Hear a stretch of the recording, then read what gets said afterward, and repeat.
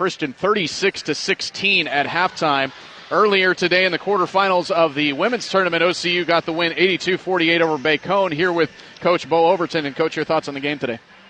Well, Bacone is a very hard-playing, physical team. And playing Wesleyan last week, I thought prepared us really good because they play hard too.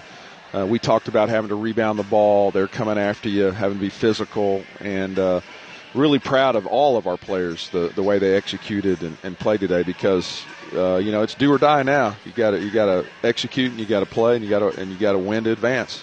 And what a time for Joanna Beathard's best game of her career. 20 points and 11 rebounds today for Jo. Well, I was telling somebody this a while ago. Last year Jo had to guard Daniela Wallen, Player of the Year in the country, Brooke, Lexus, every day in practice, every day. This year she comes and she's got to play against Taylor LaCour, Lexus, Brooke, every day in practice. Now, in practice every day, we can't guard her. And you hear me all the time if you ever walk through here saying, why am I not playing Jo if you guys can't guard her? And I just feel like that, as hard as she works, with now Brooke getting down, it's that next player up, and she's the next one up, and I just think she's ready to play, and I'm really proud of her. Length on the perimeter was a big deal today, especially on defense, and there were times when they would pass it around the perimeter and get what looked like an open three, and here comes Nishaila out of nowhere to block it out of bounds. Really struggled against your length on the perimeter today. Well, we got to keep doing that, and I think it's because of how active they're playing. And this is a gradual thing that happens. Being comfortable with what your slides are and what your job is, and then just knowing how important it is to take threes away from people. And I think our guys are really doing a good job. And you still got to guard inside also. So having that linked outside with them, but still with Lexus and Jo and Taylor, having that linked inside, they can play one-on-one in there and give people problems. So I was really proud of them. Nishaila kind of picked up the slack for Daniela Galindo. They were all over Daniela, and she only took 6 shots today, made 3 of them.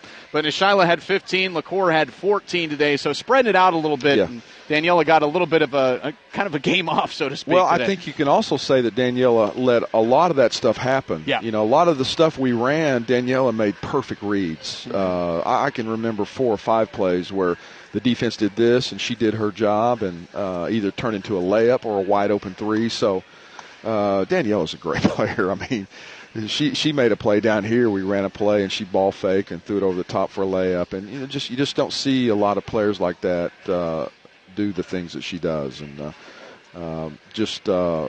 really glad I got to coach her for a couple of years. Hopefully another 6 or 7 games. Couple of days off now, and then you get Wayland Baptist, and have not defeated Wayland Baptist this year. Get them on Friday. Still not clear on the time of that game on Friday afternoon, but that's a team that's given you problems so far. Well, what are you looking for in that game? I bet you that's a 1 o'clock game because John Brown beat MacU. Yeah. So I bet you they want that home team to play that second game because I remember that when we had it here last year, they did that. So I bet we play at 1. I really think that this game today prepares us for Friday because of how physical John Brown. Wayland's a very physical team. They're very physical with Daniela, which they were tonight.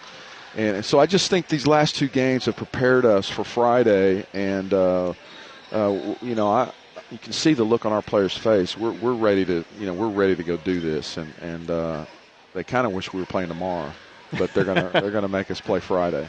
Well, then it's a short turnaround. Should you win on Friday, you got to play again the very next day. Mm-hmm. So pretty good to get a couple of days off before you go in there, even though they might be raring to go. Yeah, I think so. And a lot of the games we played this year, we played some classics that were Friday and Saturday to kind of get us ready for things like that. And so I think we're ready to go.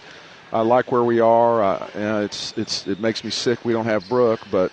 Like I told her a while ago, I mean, I looked over at her and I just felt like, all right, Brooke's in foul trouble. What do we got to do next? Here you come, Jo. Peyton was great again today. I've got Peyton playing 4 positions, and she's really just coming along like a stud. And I'm just really proud of these guys. everybody plays their best against us, and you see it night in and night out. And for them to go, well, what are we now, 26-5? Those 26 wins, you got to prepare and you got to play, and just really proud of these guys. All right, Coach, thanks a lot. 82-48, the final score. OCU defeats Bacone. They move on. They will play Wayland Baptist on Friday.